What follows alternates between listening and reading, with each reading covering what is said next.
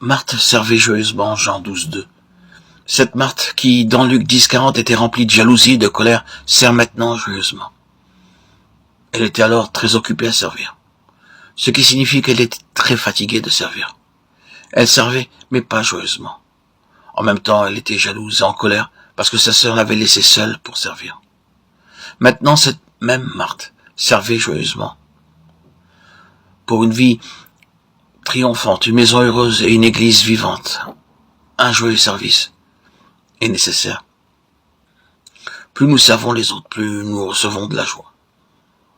Quiconque s'élève sera abaissé, et quiconque sera abaissé sera élevé. Matthieu 23,12. Ici, vous trouvez Marthe servant joyeusement. Elle est devenue humble maintenant parce que la puissance de la résurrection était venue en elle. Elle servait chacun avec joie et action de grâce. Plus vous servez, plus vous croissez spirituellement. Vous vous élevez.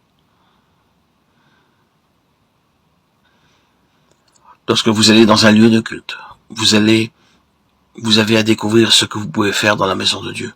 Beaucoup de gens viennent seulement pour le sermon. Ils occupent une place près d'un pilier ou dans un coin. Ils viennent régulièrement et s'en vont. Pendant ce temps, ils ne font rien de leurs 10 doigts.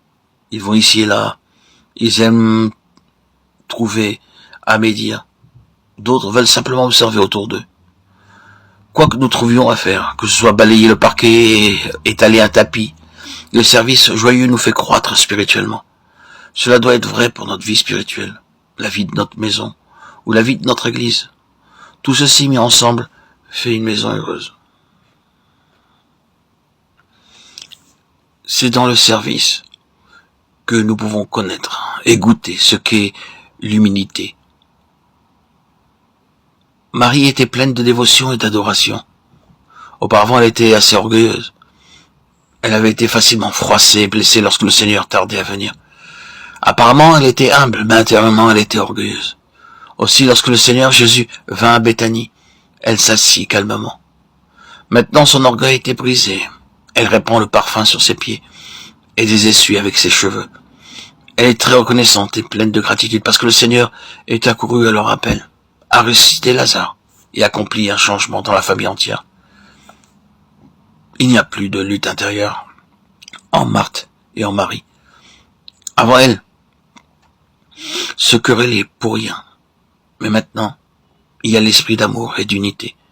De la même manière, Lazare auparavant a peut-être été contraint de venir prier, mais maintenant il vient de lui-même. Marie répand le parfum aux pieds de notre Seigneur, afin d'exprimer sa gratitude pour ce qui est arrivé à elle et à sa famille.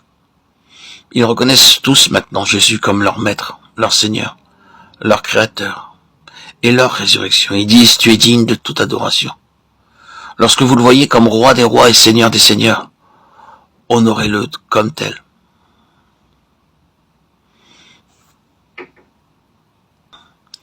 À l'heure actuelle, nous ne trouvons pas cette dévotion dans beaucoup d'endroits. Il y a abondance de connaissances, d'enseignements de la Bible, donc dans beaucoup de foyers, de pays, mais très peu de piété.